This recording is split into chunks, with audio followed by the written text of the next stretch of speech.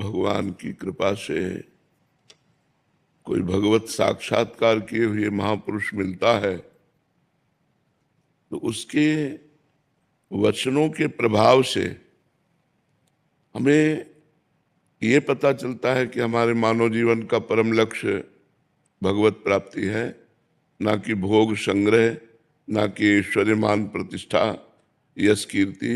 ये मायाकृत है। सत्य सच्चिदानंद भगवान का साक्षात्कार केवल मनुष्य शरीर से हो सकता है।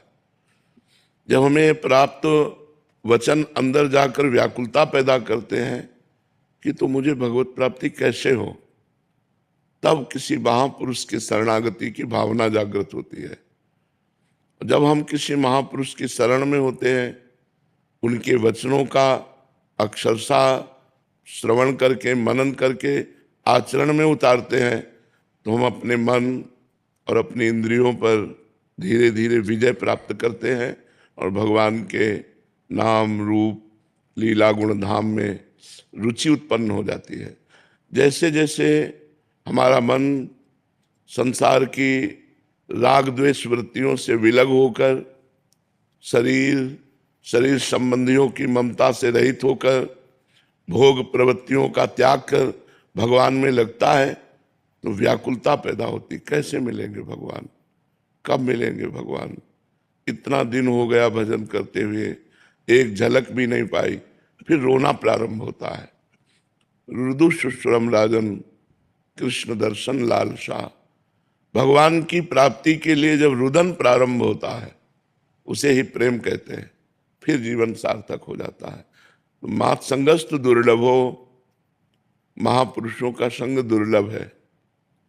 अगर मिल भी गए तो अगम्यों, उनकी आज्ञा के अनुसार चलना बड़ा कठिन है, क्योंकि मन और इंद्रियां भोगों में रत हैं, भोगों में हर्षित हैं।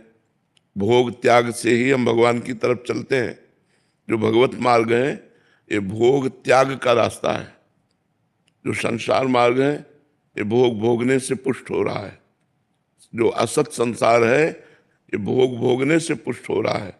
जो सत्य भगवान है ये भोग त्याग से पुष्ट होता है मार्ग। तो भोग त्याग करना बड़ा कठिन है।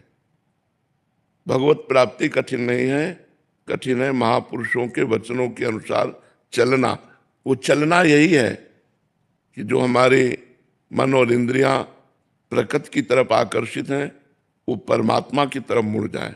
मना कष्टान इंद्रियाणी प्रकृति स्थान कर्षति। ये मोड़ करता है महापुरुष का संग। जब हम किसी संत महापुरुष का संग करते हैं तो भगवत सन्मुक्ता होती है। हमारी जो वृत्तियां हैं, हमारी जो इंद्रियां हैं, हमारा जो मन है, ये भोगों की तरफ है, संसार की तरफ है।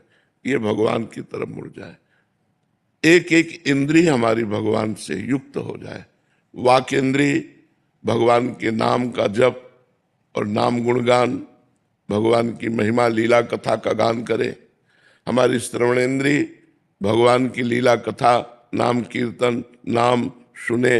हमारी नेत्रेंद्रिय सब में भगवान की भावना करके सब में भगवान विराजमान है ऐसा देखने की चेष्टा करे।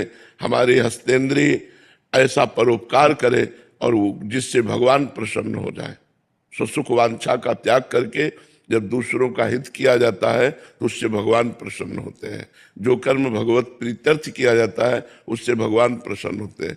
पैरों से परिक्रमा लगाई जाए, तीर्थ यात्रा की जाए, ऐसे हम एक एक इंद्रिय को भगवान में जब जोड़ देते हैं तो इंद्रियां पवित्र हो जाती है। और पवित्र इंद्रियां और पवित्र मन परम पवित्र भगवान में लग जाते हैं। जब भगवान में लग जाते हैं तो भगवत प्रेम प्रकट होता है और प्रेम से ही भगवान का प्रादुर्भाव होता है। फिर भगवत साक्षात्कार हो जाता है। इसलिए महापुरुषों का संग जो हमें मन इंद्रियों को संसार की सन्मुखता से हटाकर भगवान के सन्मुख कर सके, ऐसे संतों का संग। क्योंकि हम स्वयं नहीं कर पाएंगे। हम जितना प्रयास करेंगे, जैसे दलदल में फंसा हुआ व्यक्ति है तो जितना प्रयास करेगा और धंसता चला जाएगा, ऐसे ही माया में फंसा हुआ व्यक्ति स्वयं अगर प्रयास करे तो और मन बलवान हो जाता है भोगों की तरफ। लेकिन जब किसी महापुरुष का आश्रय लेते हैं तो उनके भजन के बल से हमारा मन धीरे धीरे भगवान में लगने लगता है। इसलिए प्रायः संतों ने यही कहा, भगवत प्राप्ति दुर्लभ नहीं है, संतों का संग मिलना दुर्लभ है, क्योंकि संतों का संग मिल गया तो संसार का राग हट जाएगा। बड़े भाग पाइब सत्संगा और बिना ही प्रयास होए भवभंगा।